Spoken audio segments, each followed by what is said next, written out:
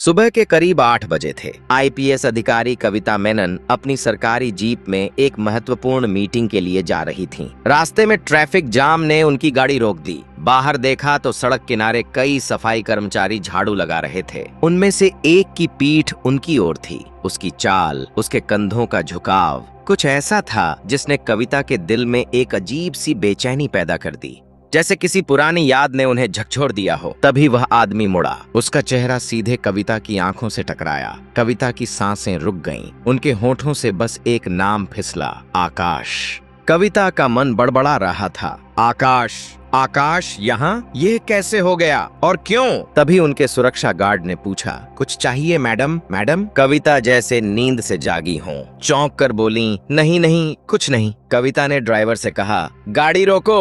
वह कुछ कदम पीछे जाकर उस चेहरे को फिर से देखना चाहती थी। ठीक उसी वक्त उनका फोन बज उठा। एक आपातकालीन मीटिंग का कॉल। मजबूरी में उन्हें जाना पड़ा, पर उनका मन उसी सड़क किनारे अटका रह गया। मीटिंग के दौरान कविता का ध्यान बिल्कुल नहीं लगा। अब आपके मन में सवाल उठ रहा होगा, यह आकाश कौन है, कहां से है, और एक आईपीएस अफसर उसे देखकर इतनी खो क्यों गई? इन सवालों के जवाब इसी कहानी में मिलेंगे। तो क्या आप तैयार हैं? तो चलिए आगे बढ़ते हैं। आकाश का बचपन गरीबी की कठोर जमीन पर खेला था। पिता एक छोटे कारखाने में मजदूर थे और माँ 2 घरों में काम करती थीं। 5 साल की उम्र से ही आकाश सुबह 4 बजे उठकर दूध के डिब्बे बांटने जाता था। सरकारी स्कूल में उसकी प्रतिभा चमकने लगी, पर साधनों का अभाव हर कदम पर रुकावट बनता। फिर भी वह हर कक्षा में प्रथम आता। जब आकाश ने आईआईटी का सपना देखा तो संघर्ष ने नया रूप ले लिया। कोचिंग की फीस जुटाने के लिए उसने 3 काम किए। सुबह अखबार बांटना, दोपहर में बिलिंग का काम और शाम को ट्यूशन पढ़ाना। वह रोज 4 किलोमीटर पैदल चलकर कोचिंग सेंटर जाता। 17 साल की उम्र में उसके पिता का निधन हो गया और पूरे परिवार की जिम्मेदारी उसके कंधों पर आ गई। लेकिन उसकी माँ ने एक ही बात कही, बेटा पढ़ाई मत छोड़ना। जिस दिन आकाश का आईआईटी में चयन हुआ, वह दिन पूरे इलाके के लिए ऐतिहासिक बन गया। गरीब मजदूर का बेटा आईआईटी पहुंचा, यह खबर अखबारों की सुर्खियां बनी।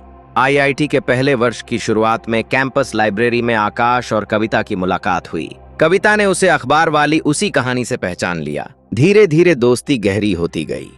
एक बारिश की शाम जब आकाश तेज बुखार से तप रहा था, कविता उसके कमरे में दवा और खाना लेकर पहुंची। आकाश की आंखों में आंसू आ गए। इतनी देखभाल तो मेरी माँ के बाद किसी ने नहीं की। कविता ने उसका हाथ थाम लिया, क्योंकि तुम्हारी माँ ने तुम्हें जिस ममता से पाला है वही तुम्हारे व्यक्तित्व का हिस्सा बन गई है, और अब तुम मेरे जीवन का हिस्सा बन गए हो। कविता के परिवार ने शुरू में इस रिश्ते का विरोध किया, लेकिन उसकी दृढ़ता के आगे उन्हें झुकना पड़ा। शादी सादगी से हुई। शादी के दिन आकाश ने कहा, मैं तुम्हें महल नहीं दे सकता, लेकिन वादा करता हूँ कि तुम्हारे हर सपने को पूरा करने में तुम्हारा साथ दूंगा।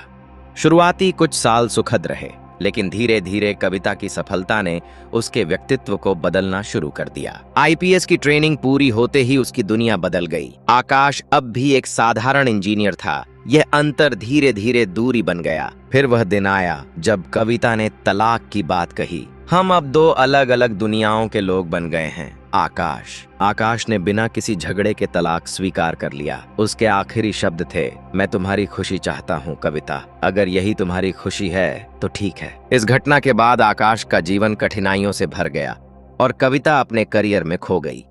वर्षों बाद जब कविता को आकाश की वास्तविक स्थिति का पता चला तो उसे अपनी गलती का एहसास हुआ और उसने गुमनाम रूप से उसकी मदद करनी शुरू की। कविता का मन एक अजीब बेचैनी से भरा हुआ था। पिछली रात की बैठक के बाद से ही आकाश के कहे शब्द, मेरी गरिमा की कीमत, उसके कानों में गूंज रहे थे। अगले ही दिन उसने अपने सबसे विश्वसनीय और चुपचाप काम करने वाले सहायक राहुल को अपने चैम्बर में बुलाया। एक गहन गंभीर आवाज में उसने निर्देश दिया, राहुल, मुझे एक गुप्त जांच रिपोर्ट चाहिए। आकाश शर्मा, मेरे पूर्व पति, उनकी वर्तमान दशा का पता लगाओ, हर छोटी बड़ी बात, लेकिन यह काम इतनी सूक्ष्मता से करो कि किसी को, खासकर आकाश को, भनक तक न लगे। राहुल ने सिर हिलाया और बिना एक शब्द कहे कमरे से बाहर निकल गया। एक सप्ताह बाद एक मोहरबंद लिफाफा कविता की मेज पर पड़ा था। रिपोर्ट पढ़ते हुए उसका चेहरा पीला पड़ता गया। पृष्ठ दर पृष्ठ एक करुण कहानी खुल रही थी। उनके विवाह विच्छेद के मात्र कुछ महीनों बाद ही आकाश की मां एक दुर्लभ और लाइलाज बीमारी से ग्रस्त हो गई थी। महीनों अस्पताल के चक्कर, दवाइयों के ढेर और विशेषज्ञ डॉक्टरों की फीस ने आकाश की वर्षों की कमाई और बचत को चुटकियों में निगल लिया था। कंपनी में लगातार छुट्टियों और अनुपस्थिति के कारण उसकी सुरक्षित और प्रतिष्ठित नौकरी भी छिन गई। मां की देखभाल के 2 वर्षों के अथक संघर्ष के बाद अंततः वह दिन आया जब वह भी चल बसी और आकाश पूरी तरह से अकेला रह गया। केवल विरासत में मिली थी करोड़ों रुपए का चिकित्सा ऋण। पैसे के अभाव में उसे नगर निगम में एक ठेकेदार के अधीन अस्थायी सफाई कर्मचारी का काम करना पड़ रहा था। सुबह 4 बजे उठना, गलियों और नालियों की सफाई करना और शाम तक थक कर चूर हो जाना, यह थी उसकी नई दिनचर्या। लेकिन रिपोर्ट का अंतिम पैराग्राफ कविता के लिए सबसे अधिक चौंकाने वाला था। इसमें लिखा था कि इस दयनीय स्थिति के बावजूद आकाश ने अपनी आत्मा को हारने नहीं दिया था। हर शाम अपने शरीर की थकान को अनदेखा करते हुए वह शहर के सबसे पिछड़े झुग्गी इलाके में पहुंच जाता था। वहां उसने एक खाली प्लॉट पर एक पुराने तिरपाल के नीचे एक अनौपचारिक पाठशाला शुरू की थी।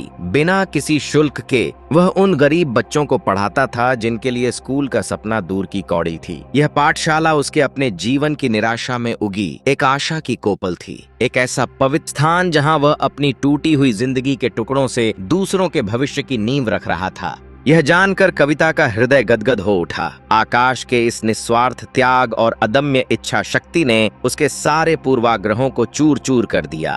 सच्चाई का पता चलने के कुछ दिन बाद आकाश खुद ही कविता के दफ्तर के दरवाजे पर खड़ा था। उसके हाथ में वही फाइल थी जिसमें गुमनाम दानदाता के रूप में कविता का नाम छपा था। उसकी आंखों में भावनाओं का तूफान था, आश्चर्य, कृतज्ञता और एक गहरी पीड़ा। क्यों कविता? उसने केवल इतना पूछा। उसकी आवाज में एक अजीब सी कंपन थी। तुमने यह नाटक क्यों किया? कविता ने अपनी कुर्सी से उठकर खिड़की की ओर देखा, फिर शांत और दृढ़ स्वर में बोली, इसलिए नहीं कि मुझे तुम पर तरस आया था आकाश, और न ही इसलिए कि मैं अपने अतीत के बोझ से मुक्त होना चाहती थी।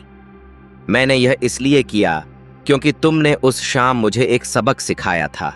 तुमने मुझे दिखाया कि असली संपत्ति बैंक बैलेंस में नहीं, बल्कि मानवीय गरिमा और दूसरों की आंखों में सपने बोने में होती है। मैंने बस तुम्हारी उस अनमोल संपत्ति को सुरक्षित रखने और उसे फलने फूलने में मदद की है। तुम्हारी गरिमा को, तुम्हारे संघर्ष को ठेस पहुंचाना मेरा उद्देश्य कभी नहीं था। आकाश की आंखें नम हो गईं।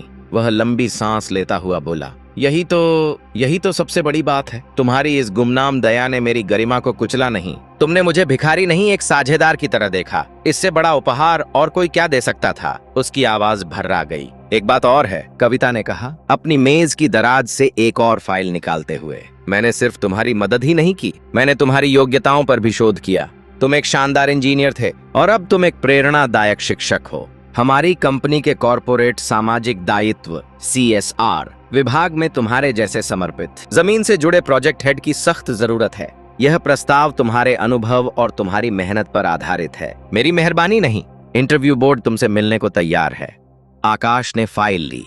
उसके हाथ स्पष्ट रूप से कांप रहे थे, न केवल भावुकता से बल्कि एक नए आत्मविश्वास से भी। तुम हमेशा की तरह दूर तक सोचने वाली हो, उसने कहा।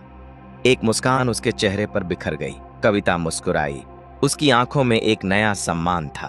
बस मैं तुमसे सीख रही हूं। तुमने कहा था ना, मदद तब मांगी जाती है जब इंसान खुद को असहाय मान ले। मैंने तुम्हें असहाय नहीं बल्कि अदम्य साहस और सशक्त इच्छा शक्ति से भरा हुआ देखा है। मैंने बस उसी सशक्तिकरण को थोड़ा और पंख लगा दिए हैं ताकि तुम और अधिक बच्चों के सपनों को उड़ान दे सको। समय बीतता गया और प्रयास रंग लाए। कुछ ही महीनों में वह अनौपचारिक पाठशाला एक सुव्यवस्थित छोटे स्कूल में बदल गई।